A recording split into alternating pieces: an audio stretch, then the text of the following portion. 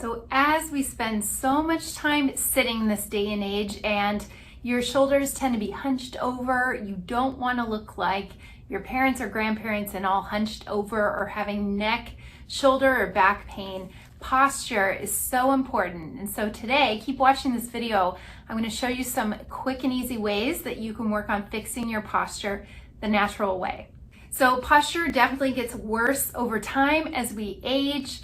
If you have seen someone who is kind of hunched forward like this, maybe they have a little bit of a hump in their back, or they can't even lift their arms all the way. Posture is a huge part of our daily lives. And unfortunately, this day and age, we're sitting at computers too long, we're texting on our phone, we're sitting in the car driving and commuting. There's so many times that we are spending more hours sitting than we are standing, stretching, and moving. So posture-related injuries and repetitive poor posture can definitely lead to problems down the road. So that's why it's so important to do things that you're working on maintenance. Your body is like a car. You want to treat it well and keep getting little tune-ups here and there, working on exercises and natural ways to really help solve it. So that way you don't turn out like your grandparents or your parents that may look a little bit more hunched over.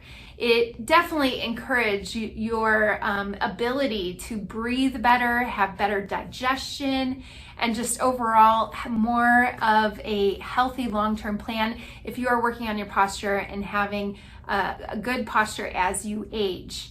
And poor posture, like I mentioned, is going to be very much the culprit to most of the times why people have neck pain, TMJ or jaw pain, headaches, shoulder problems, rotator cuff injuries, or even lower back pain too. So I'm going to talk today about some simple holistic ways that you can help your posture and help fix it. Now, I just want to show you a little bit about what I'm talking about when I talk about certain parts of your spine and why it's important. So if you've seen people sitting at a computer or texting and their chin is forward like this, you can only imagine what that does to your neck and to your jaw. You're basically in a little bit of backward bending position with your cervical spine, this upper part of your vertebrae here. And then your thoracic spine, the middle here, many times when we're hunched over at our desk, we're sitting and you're kind of rounded forward. If you try to lift your arm up, you can't get very far. But if you sit up nice and tall, that joint is going to be able to move a lot easier and you'll get full range of motion in your shoulder and you'll have less issues with your rotator cuff tendons in your shoulders too, and not cause them to break down over time. So when you're sitting at your desk, some of the best tips are going to be found in a YouTube video I did a few weeks back that's all about how to sit at your desk without hurting. So I'd go back and watch that video after this. But quick little tip, you want to make sure when we think of good posture, we're thinking of kind of getting our shoulders back, getting our head upright, but not forcing it. Posture really comes from your pelvis and the lower part of your back. So if you're sitting in a chair and you're sitting right over your sits bones, you're not sitting back on your tailbone and you're not way arched forward like this, but you're kind of right in the middle. So your pelvis is very important of lining that up because everything will follow on the way up, of kind of just thinking of elongating your spine. If somebody had a string on top of your head and they're just pulling you straight up, that's what you want to think about in good posture, not just forcing your shoulders back and sticking your chest out. So we start from the pelvis, and this is true in standing and sitting. So in sitting, if you can't get in that position, or maybe you're just not in the right chair, or you're on a comfy couch and you're kind of leaning back, you want to put a pillow or a little towel roll, a lumbar support, something in that lower part of your back, which is called your lumbar spine. Now this natural curve, once that's supported, then you will be in a more healthier position, like I mentioned, for breathing or for your muscles to really do their job and support your back. So we start from the pelvis, and then from there kind of line up our posture from there. If you're sitting at a desk, you want to have your arms at about a 90-degree angle. And from there, if you're not at a 90-degree angle, you're way up here, you're gonna notice your shoulders are gonna hunch up, and that's gonna create some stress in your neck. So if we keep about a 90-degree elbow bend here, then that way you're not having to lean forward or make up for it with your upper back or through your neck. Your chin, just watch how you're sitting and looking at your screen. If you wear glasses or you're having any vision problems, you may notice, especially people that wear bifocals, that they have to kind of adjust their head in order to see their screen or see the TV in front of them. So you want to go back to elongating the back of your neck and thinking of the back of your neck staying nice and long. When you do that, it opens up those joints there and creates less stress and tension in the muscles right in your subcranial and your upper back, your upper neck muscles that support and stabilize your neck. And that way you won't have headaches, you won't have jaw pain. It's just going to be a lot more optimal to get in a better position and not put so much compression on your joints. So elongating your neck and sitting up through your pelvis is going to be really important. Now, if you're standing, maybe you're standing at the sink, you're doing some dishes, or you're standing in line at the grocery store, anything that's going to require you to stand for a while, you want to make sure that we go in a position where you're kind of staggering your feet instead of standing with your feet together. Now, when you stand with your feet together, we're naturally going to arch a little bit more in that lower back and compress that area. And it's harder to be able to use your core muscles and really support that part of your spine. So if you're having to stand, maybe you're at a standing desk or you're standing for a long period of time, try this little tip. You're just going to stagger your feet. So you have maybe a couple inches between them. They're in a staggered position and you can switch off either way. But once you do that, your pelvis is going to be more in a neutral position. It's going to be lined up with your spine, and therefore you don't have to work as hard by using your muscles or to create less tension on your lower back. We find this a lot with women that have been pregnant because they get in that pregnancy posture. Again, they're kind of used to standing like that. So you can actually use your breathing and use your diaphragm and also engage your muscles and just provide more support through your pelvis and your lower back if you're standing in a little bit of a staggered stance. So, it's a quick tip about sitting and standing and what to do for daily habits. And really, it's like daily habits.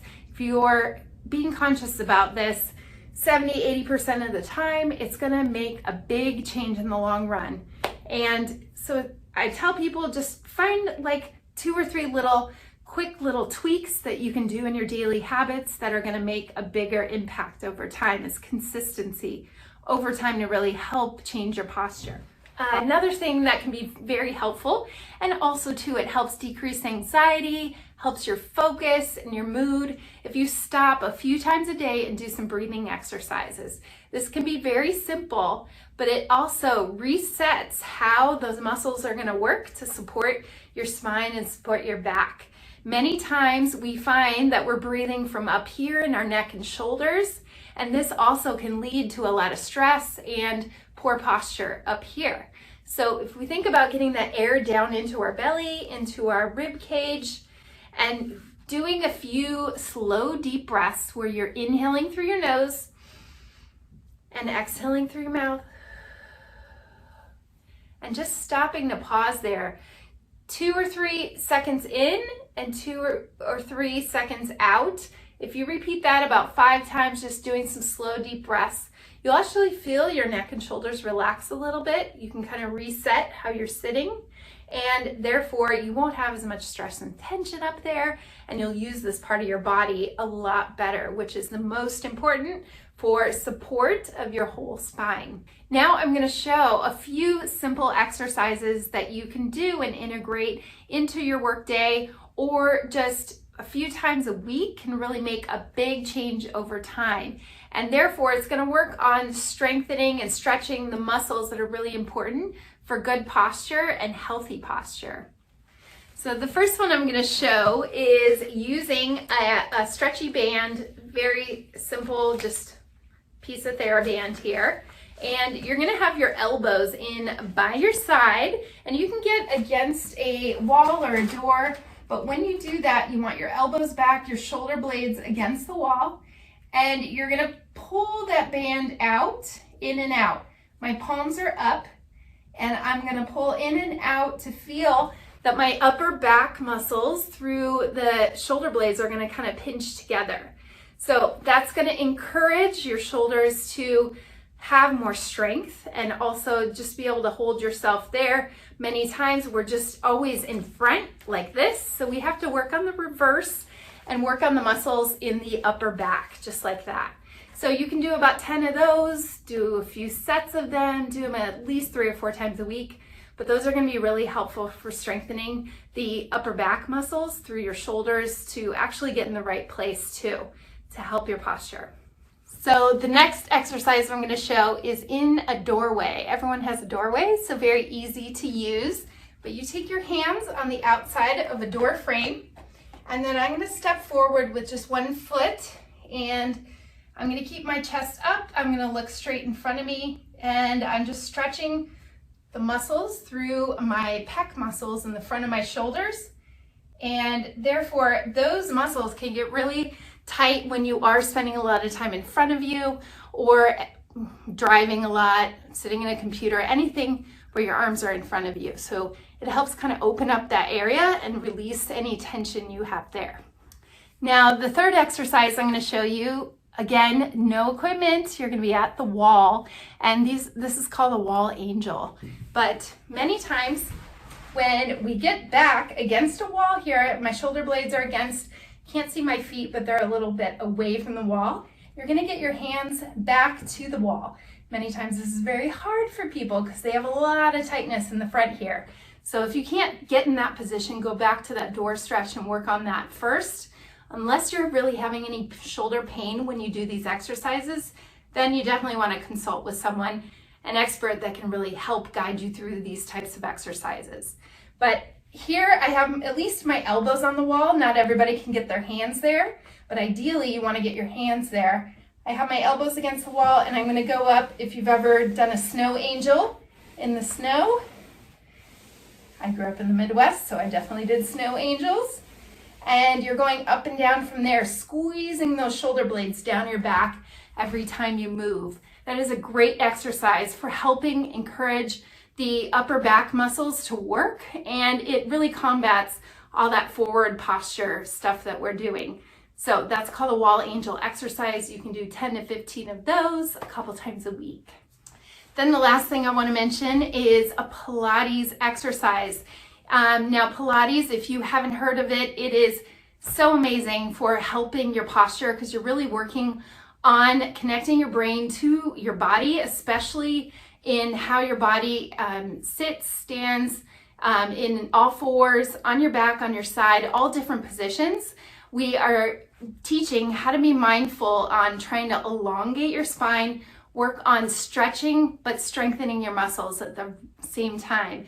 So many times people are whipping through exercises and not really paying attention to form. Pilates, very much you're concentrating on where your body is in space while you strengthen. So it can be very challenging, but also it can be done at very beginner level. So that's why Pilates, I think everyone over the age of 40 should be doing it because it is so great for posture and really the long-term health of your spine. So I hope you enjoyed this video and it gave you a few quick tips. Which one are you going to try first? Comment below and let me know. And if you want to learn more, I would go subscribe to our channel if you haven't already, Level 4 Women's Health. We have lots of great videos all about Pilates-based exercises, women's health topics that have to do with back pain or pelvic issues. Many times women ask us these questions and we love to get on here and answer them for you in a simple way. So hit subscribe and follow our channel, Level 4 Women's Health, and thanks for watching.